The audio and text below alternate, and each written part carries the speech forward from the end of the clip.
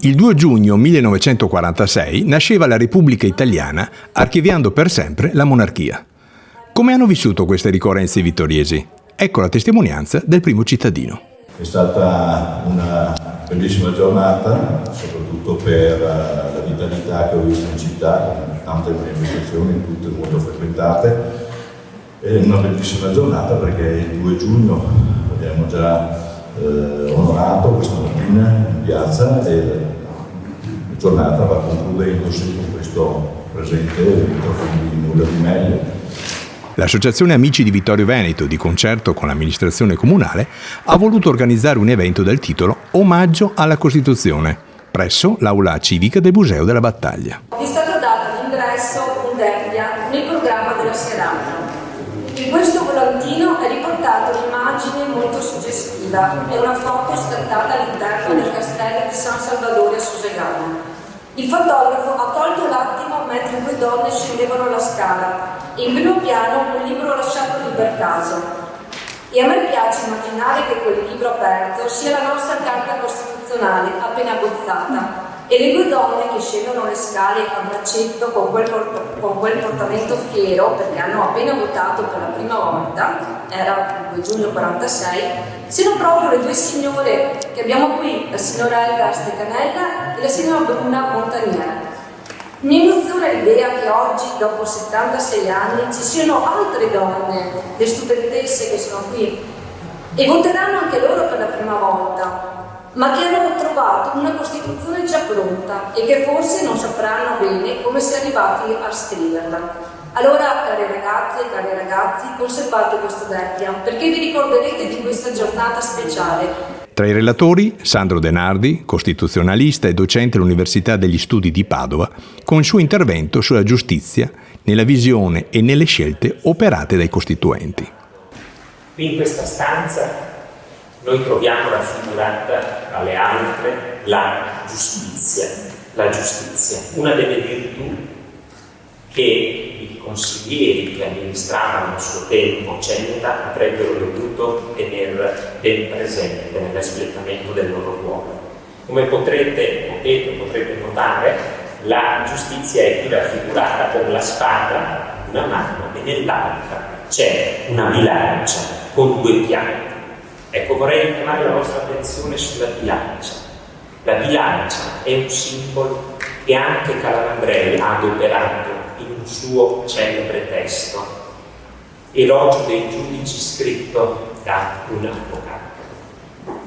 Ebbene, se voi avrete modo di osservare, comunque dove la trovano in internet, in questa copertina, nella copertina di questo saggio straordinario, ancora oggi di grande attualità, vedete raffigurata una bilancia nella quale su un piatto c'è un grosso codice di leggi, nell'altro piatto invece figura una rosa. E contrariamente alle leggi della fisica, il piatto che pesa di più, dove pende la bilancia, è il piatto della rosa. Che cosa intendeva dirci Calamandrei con questo, che è un po' il sunto del suo modo di intendere la giustizia? Affinché la giustizia funzioni umanamente, bisogna che la bilancia penda dalla parte della rosa. Anch'io la penso così. A seguire Gabriella Zanon, giudice della Corte d'Appello di Venezia, con il significato della giustizia nel quotidiano.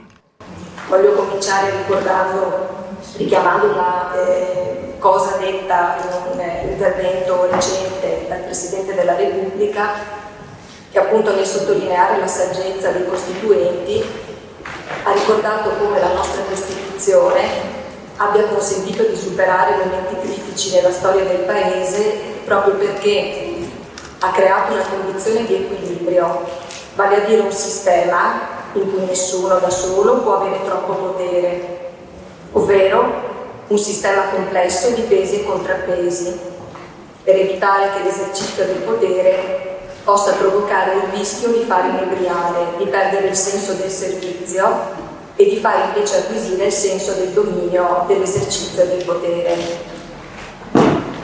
E infatti, come poi già ricordato il professore, la Costituzione è informata al principio della separazione dei poteri, principio che non è solo un criterio organizzativo, ma è proprio un principio di valore etico, un principio politico che è volto a realizzare un meccanismo istituzionale capace di scongiurare appunto il pericolo di eccessi, ad impedire che qualsiasi potere si comporti come se fosse un potere onnipotente. Conclude Paola Ortolan, giudice del Tribunale per i minori di Milano, con una disamina sull'articolo 3 della Costituzione e la sua incompiuta attuazione. Credo che a parole nessuno di noi lo metta più in discussione, come viviamo in un paese democratico e siamo tutti uguali. Non è così, lo sappiamo benissimo che nella vita concreta poi non è così. E l'articolo 3, comma 2, dice proprio questo: è compito della Repubblica rimuovere gli ostacoli di ordine economico e sociale che, limitando di fatto la libertà e l'eguaglianza dei cittadini, impediscono il pieno sviluppo della persona umana e l'effettiva partecipazione di tutti i lavoratori all'organizzazione politica, economica e sociale del Paese. Introduce cioè il principio di eguaglianza sostanziale. Questo principio di eguaglianza non ce lo troviamo noi e basta scritto nella nostra Costituzione, ma è uno dei principi cardine del nostro più ampio scenario in cui ci troviamo inseriti, perché l'articolo 14 della Convenzione Europea per la salvaguardia dei diritti dell'uomo e delle libertà fondamentali parla di uguaglianza, l'articolo 10 del Trattato sul funzionamento dell'Unione Europea parla di uguaglianza, l'articolo 21 della Carta dei diritti fondamentali dell'Unione Europea parla del principio di non discriminazione, che è l'altra faccia del principio dell'eguaglianza, e addirittura l'articolo 23 parla della parità uomo-donna e dei compiti dell'Unione Europea per favorire la parità uomo-donna. La giornata del 2 giugno si chiude con la consegna da parte del sindaco Antonio Miatto di una copia della Costituzione agli studenti diciottenni che il prossimo 12 giugno voteranno per la prima volta al referendum sulla giustizia. Antonio, Marianna, Eleonora, Maria, Arianna, Stella,